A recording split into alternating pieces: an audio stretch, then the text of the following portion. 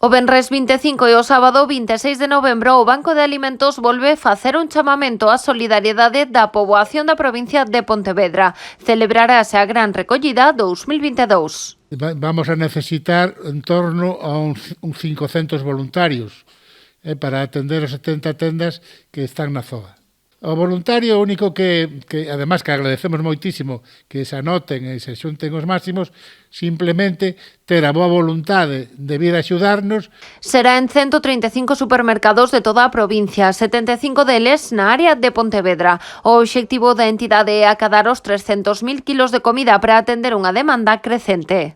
Con esos alimentos, pois mira, pensamos que polo menos hasta a primavera do ano 2023 teremos suficientes alimentos para poder atender a demanda que temos, aunque calculamos que esta demanda vai a ser maior co ano anterior. Por qué? Porque, bueno, co guerra de Ucraína, pois nos ha tocado a todos un pouco as narices.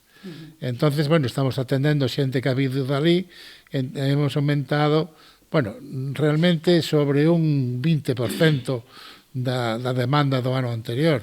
A Fundación Provincial Banco de Alimentos repartiu máis de 2 millóns de kilos de alimentos durante o 2021, 380.000 kilos na área pontevedresa. Diariamente estamos notando llamadas al banco e incluso visitas que nos hacen gente que no pensábamos que antes podrían venir.